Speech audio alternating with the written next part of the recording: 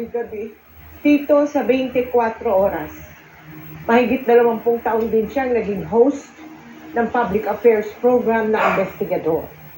Si Mike po ay nagsilbing presidente ng RGMA Network Incorporated at naging senior vice president and consultant for radio operations ng GMA.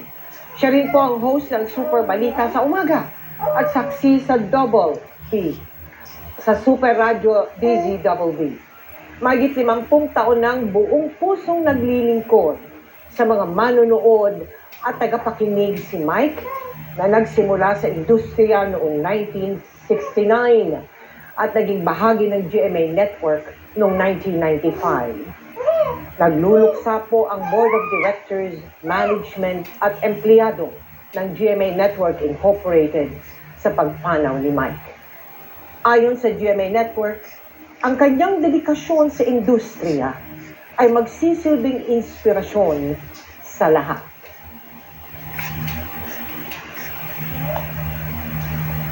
Sa mahigit 50 dekada niya sa industriya ng broadcasting, hindi maikakaila ang tatak at kontribusyon ni Mike Enriquez sa trabahong kanyang minahal ng buong puso.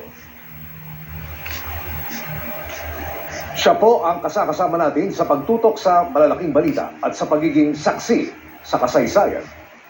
Ang aming kaibigan, kapuso at kasamahan, minahal at inabangan din ng milyong-milyong mga Pilipino. DZBB! Magandang umaga Luzon, magandang umaga Visayas, magandang umaga Mindanao. Mula pagsikat ng araw, 6 na minuto makalipas sa kapitaw ng umaga, namataan ang namumuong sama ng panahon. Live mula sa GMA Network Center, ito ang 24 oras. Bakit hanggang ngayon ay 8 milyon pa rin ang nagdodroga sa Pilipinas? hanggang sa pagkagat ng dilig. Nakatutok kami 24 oras. Maliban na lang Ang sa kanyang pag-ibig. trademark na tinig Sabi nga ng ilan same pa rin.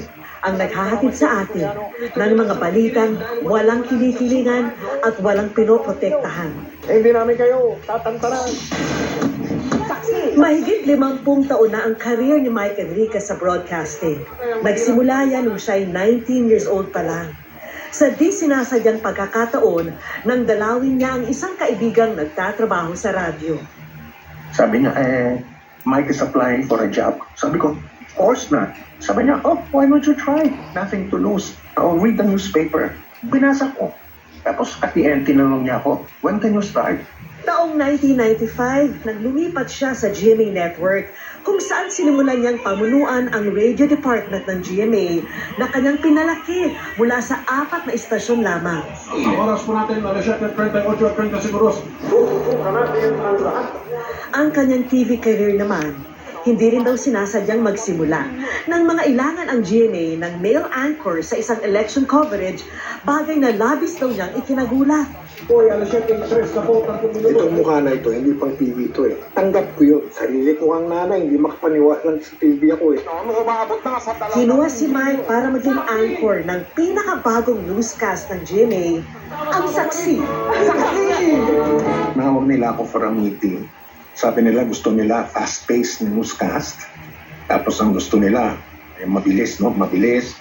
Tsaka puro headlines lang. Nervous ako noon. Nanginginig ako sa takot, sa lamig pa ng aircon. Basta po kayo, tataas na ang presyo ng langis bukas. Mula rito, gabi-gabi na siyang naging tagapaghatid ng balita na pumukaw sa atensyon ng milyong-milyong Pilipino sa kanyang unique na estilo ng pananalita.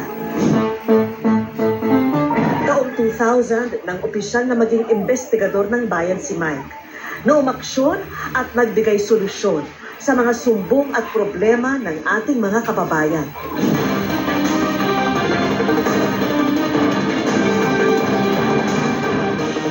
At pagsapit ng 2004, lalo pa siyang naging bahagi ng bawat gabi ng mga Pilipino Narito ang pinaka-respetado, pinaka-pinagkakatiwalaan. nang maging isa sa mga anchor ng 24 oras. Dahil hindi natutulog ang balita. Ang 24 oras na investigador ng bayan, tunay na ngang walang inaatrasan. Ng eleksyon 2010, si Senador Noynoy Aquino. Senador, magandang gabi po. Magandang gabi rin, Manuel. Mula gyera sa Iraq ay sa anong dako ng mundo kagaling dito, iisa lang kami. Iisa lang ang aming misyon. Lahat kami mamamahayag. Ang trabaho namin, ipaalam sa buong mundo ang katotohanan nangyayari dito sa loob ng Iraq. Dati, yan, no? Ngayon, ito na.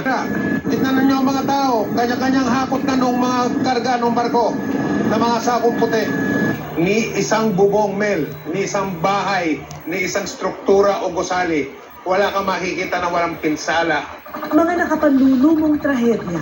Hindi pa rin po nakakabangon mula sa nangyaring bakbakan ang dating sentro ng komersyo dito po sa Marawi. Ganito ang sistema dito, Mel. Mga makasaysayang pangyayari. Bakit kayo nandito sa Vatican? Bakit niyo gustong makita si John Paul II? Ang sabi nila, Mel, kasi isa siyang mabuting tao. Sa mga sandaling ito, meron daw nagaganap na negosasyon para sa pagre-resign ni Presidente Estrada. Hanggang sa taon ng traslasyon ng itim na Nazareno. Patindi ng patindi ang damdamin ng mga deboto. Isa lang ang sigaw nila. Viva! Naroon siya upang ihatid ang pinakamaiinit at pinakabagong ulat. Naramdaman ko po kanina ang silhi ng pananampalataya ng mga deboto. Our next MSAP icon is the legendary main man of the newsroom, Mike Enriquez. Ang kanyang husay, kinilala hindi lamang dito sa Pilipinas, kundi maging sa international stage. This is an affirmation that we must be into something right and something good. Ako po si Michael Enriquez, buong puso para sa Pilipino. Ito ang GMA, walang kinikilingan, walang pinoprotektahan. Yo! Pero sa kanyang galing sa pagbabalita, kanya rin na ipapakita ang kanyang pagiging tao lamang. Kung saan galing yung bagong strain o uri. Excuse me. Hindi po yung coronavirus. Ng coronavirus. Good manners and right conduct yun. Kala ng mga tao, arte yun eh. O gimmick. Hindi po. Kasi bata pa kami, sinanay na kami na pag inuubo ka o pag binahin ka, dapat mag-i-excuse me po ka. Sa eleksyon 2019, pusuan ang totoo. Nitong eleksyon 2019, pinag-usapan at naging viral din ang ilan sa mga sinabi ni Mike. Gusto ko silang singilin. Ano ang maasahan namin sa inyo ngayon? ka na? Yes. Aga. Yes. Singilan mo. Oo, para magkaalaman. Pag Ngayon ka na, magkaalaman na. Para sa habang umuusad ang kanilang termino, na-check natin yung ginagawa nila versus yung pinangako nila.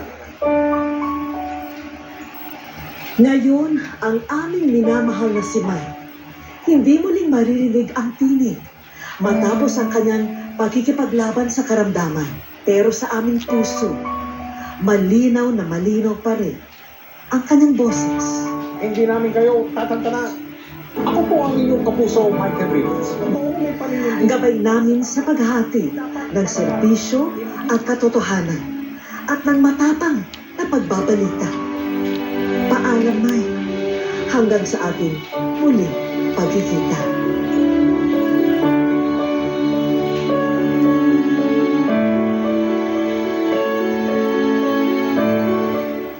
Alam niyo, gusto kong palakpakan si Mike.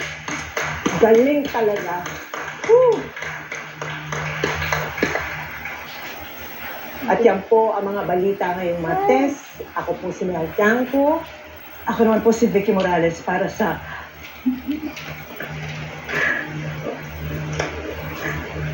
mas malaking issue. Para sa mas malawak na paglilingkod sa bayan, ako po si Emil Sumangit. Mula sa GMA Integrated News, ang News Authority ng Pilipino. Nakatuto kami 24 oras.